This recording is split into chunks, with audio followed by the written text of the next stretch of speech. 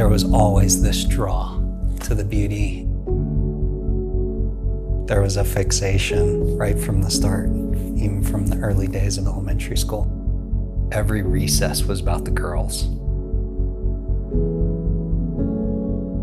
As I got into my high school years, the draw became this constant push and need to find my validation in women. And so I put a lot of my energy there, and I was lost. What am I missing that I don't see?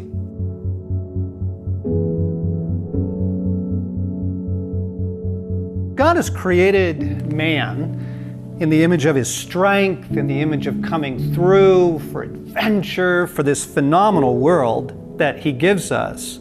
But then he says something really interesting. The Lord God said, "It is not good for man to be alone. I will make a helper suitable for him." And that word helper, it's so weak, you guys. It's actually ezer kenegdo in Hebrew, and it's like phenomenal. Like it literally means lifesaver, like phenomenal companion, phenomenal ally, your best chance, okay, at making it through together, right? The idea is together. And then he does a fascinating thing. Then before he does that, he has Adam name all the animals. And this is actually a really funny scene. Because animals in a barnyard, right? They start doing what animals do, and so Adam's naming sheep, goat, sort of thing. But he's got barnyard activity going on around him, right? And he has the equipment, but he doesn't have the companion. It's almost like God raises the ache there, and then he says this: "But no suitable companion was found for Adam. So the Lord God caused the man to fall into a deep sleep. And while he was sleeping, he took one of the man's ribs, closed the place with flesh, and he fashions the woman from one of the ribs he had taken out of the man, and he brought her to the man." Now get this moment. Adam wakes up, right, from this deep sleep, and for the first time ever in the history of the universe, standing before him is a naked goddess. Poor guy starts writing poetry, right? He breaks out a Valentine's card, the little passage there of bone of my bone, flesh of my flesh. He goes Romeo and Juliet here. It's a fabulous scene. And none of us have really recovered from that surgery. We are haunted by Eve. I mean, she is captivating. She is a mystery, and she is beauty. And she is a huge challenge to our masculinity. And have you noticed, like, if they want to sell you anything, like the marketing world has figured this out about guys, like they want to sell you razor blades or a new car or auto insurance or cheese, they just slap the beauty on it, right? The siren, the seductress, because it's like, whoa! As Blake said, the naked woman's body is too much of eternity for the eye of man to behold. I mean, come on. Try and like do a Bible study while you're at a women's beach volleyball tournament. I mean, Eve is captivating, right? It works. Like she gets our attention. Now, I understand that some of you watching this are like, not so much for me. I don't really feel that pull. And what I want to remind us is that we're all on a journey of the recovery and healing of the original design in us, the Imago Dei. And every man has a story, and every man has his own wounding, and every man has things that need restoration in us. And I think you'll find that as we go back and deal with relationship with mom, relationship with dad, relationship with girls, with boys, as we simply invite the presence of Jesus into that, he helps us sort out our story. This was our dating. This is So my she whole was a dating book. scrapbooker, but this was kind of our first date, where I took her up the third Flatiron in Boulder. We climbed 6 pitches. I was cool. She was cool. Mel and I met when we were in college, and was kind of a whirlwind romance, and all of my energy, all of my intention was kind of set on winning her heart. Notes and flowers and planned stuff. He even put me on a scavenger hunt for Valentine's Day. Cards and flowers and elaborate dates, and it worked.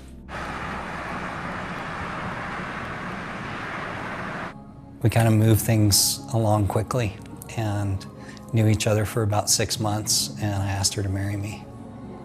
We ended up getting married about 5 months later. We were 20. We had gotten married in between our sophomore and junior year of college. Okay, honeymoon's over. We got to just do real life, and what does that look like? And so it was rough for a year or two there. We worked 3/4 time, went to school full time, and tried to stay married. It was rough. Here I am, newly married. It worked. I won her heart. I was like, what did I just do? I felt like such a boy, and I had no idea how to love this woman.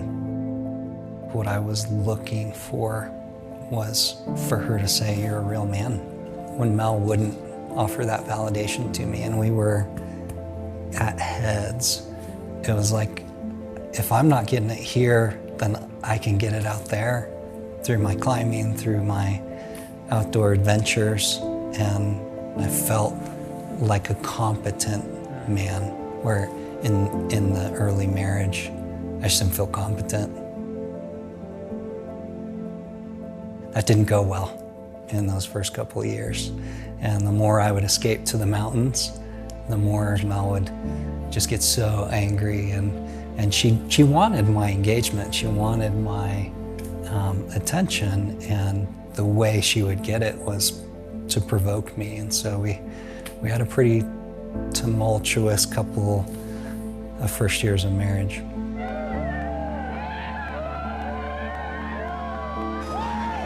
The continual search for love and validation is always the core issue.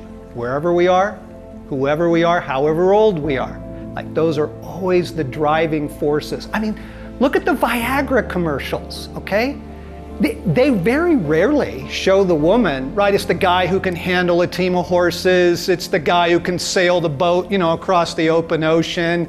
It's the guy who's setting up camp at night. It is the competent man, right? It's the stud. It's the dude. It's the guy who can handle his world. They aren't selling sex. They're selling validation. It's just that it, feels really wired to our sexuality. And then when you get a story where there's a lot of wounding and some misbehavior and some things in most of our stories, man, that stuff just strikes deep down to the core. And it can feel really messy. But I love this passage from Jesus. He says, the Son of Man came to seek and to save what was lost. Okay? All that was lost. All that was lost in you, all that was lost in me. Even here, even down in the issues of broken hearts and romance and beauty and is it too late? All of that, right? Our sexual brokenness, the power and the allure of these things. Yep, even right here. He doesn't leave this out of his redemptive work, and I am super grateful for that. Stacy and I both came into our marriage with a really mixed sexual story and previous relationships and previous intimacies and a lot of wounding, childhood wounding, and a lot of brokenness there. And I thought we were great because we were young and we were in love and we were brand new followers of Jesus. And I'm like, this is it, we're good. And that carried us for about a year and a half. And then the issues start showing up, and her brokenness and mine. And the messiness is I was looking to her for validation. I wanted her to make me feel like the hero. And she starts struggling with depression and some addiction issues. And I'm like, whoa, what is this? And it just, suddenly I'm the boy again. And the Son of Man came to seek and save what was lost. In order for us to move ahead, both of us had to deal with our past. We had to deal with our story and with the deep things in us that were needing restoration. Learning to love a woman, learning to fight for her heart, it is so much more helpful. This is going to go a whole lot better for you if you will begin to deal with the poser, right? Because the more you're faking it, it's not going to go well. Or controlling or dominating or hiding and withdrawing, all that Adam failure stuff. Like, the more we deal with the poser and the more we deal with our own need for love and validation and bring that to our loving Father, the more that we're in a better place to move toward a woman. You see, because a man does not go to a woman to get his strength. He goes to a woman to offer his strength. We go there to fight for her. Remember that story in Genesis 3? Adam is right by Eve, the moment, right? He was there to fight for her heart. So, some things about Eve that would be really helpful to know, all right? First off, she has a heart, okay? She also bears the image of God in her heart, but it is a feminine heart, and her core desires are a little bit different than yours. She has a heart that longs to be treasured. The little girl longs to be delighted in. You know, when they put on the twirling skirts, or even when they, get a new bike and they want to show off on it, what they're asking is, Daddy, do you delight in me? And how her father handled her heart is probably the most important thing you can know about her life. She has a heart, and her heart is wounded. I guarantee it. May have been through dad, may have been a first boyfriend, a coach, who knows, a teacher, an uncle. Her heart gets wounded also. You need to know this as you're moving into these waters. And, just like you, she has agreements, deep-seated agreements about her value and her beauty and her place in the world. Will anyone fight for me? You see, a man's worst fear is failure, because we're made in the image of the strength of God to come through, right? The warrior, the adventurer, the lover. Okay, so our worst fear is failure, but a woman's worst fear is abandonment. And so many guys, not knowing this, not knowing there's a heart in there, and there's heartache in there, and there's wounding and agreements, and she has an enemy too, they walk into that minefield and they just start triggering things, right? You've said things to the woman in your life, right? Your wife, or maybe it was a sister or a friend, and you get this huge reaction where you just trip the booby trap wire, right? You found her wounds and her agreements and the things that are part of her story. So one of the most important things you can know about the woman that you are in love with or committed to or married to, the woman whose heart you are fighting for, you need to know her story. You need to know the journey of her heart through this war-torn world. Learning to fight for the heart of a woman is one of the most beautiful, risky, courageous endeavors you will ever undertake.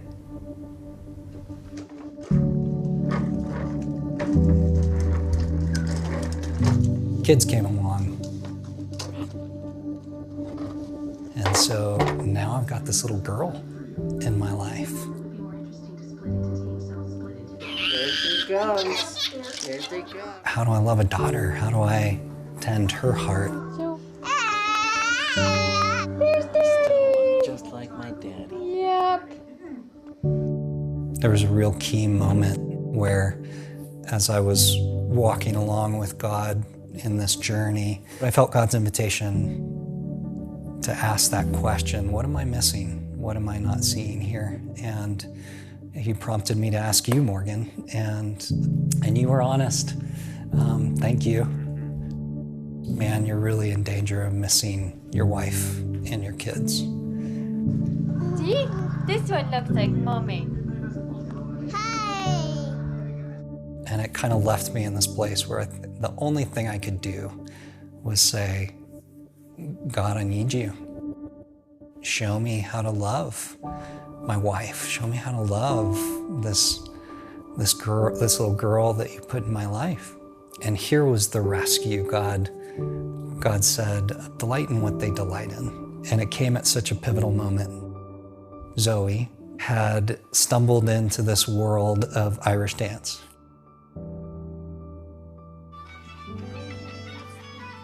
She loved it. Like from day one, like you should have seen just the delight on this little girl's face. What I didn't know is you have to buy what's called a solo dress. And it's basically the cost of a wedding dress.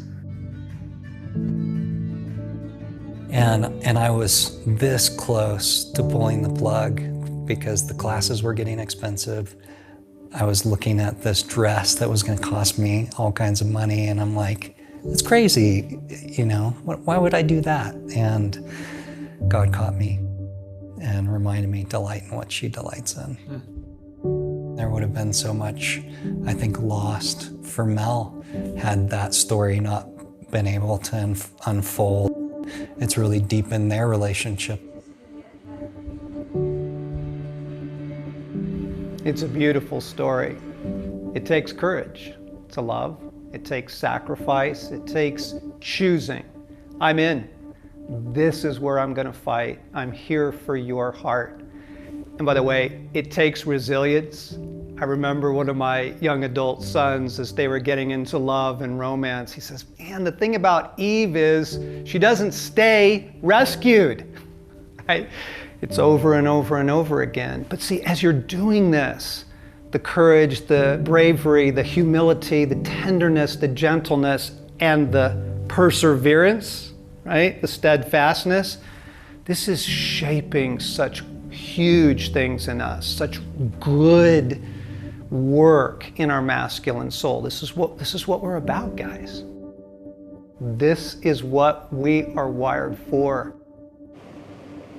And the rewards are so worth it.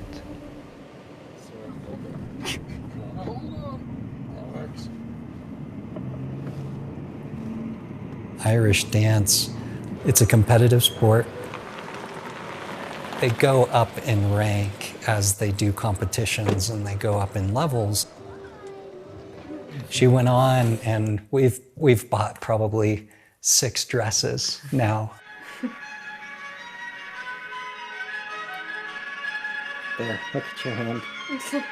This is this past regionals. I got second, which was the best I've ever done. So you're looking at number 2 in the Western United States. Number 1 in Colorado, though. Yeah. My world's qualifier sashes. And these are all local. This one's from that. This is my 4th place from regionals. These are world medals. My team got 13th. Where was the world championship that you danced at? Dublin. California to Colorado and everything in between, like that whole region. She's number 2. And she's qualified for the world championships the last 4 years in a row.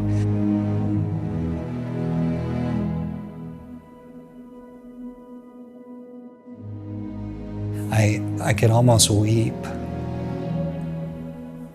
to think about what I almost stole from her, just out of my selfishness, out of my fear.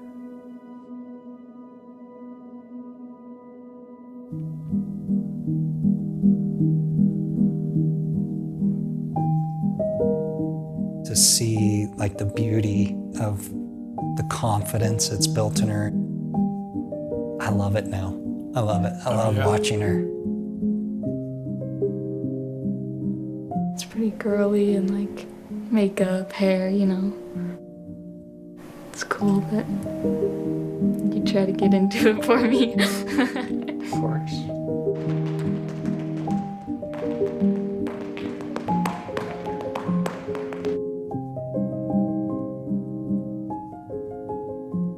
In those early years, The ice climbing, the rock climbing, the mountaineering, the skiing, all of that.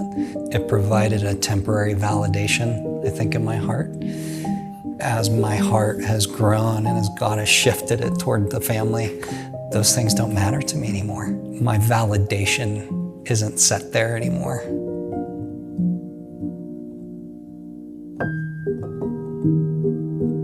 As I've chosen to engage with Zoe and Mel in the family, I've found something so much better. I have their hearts.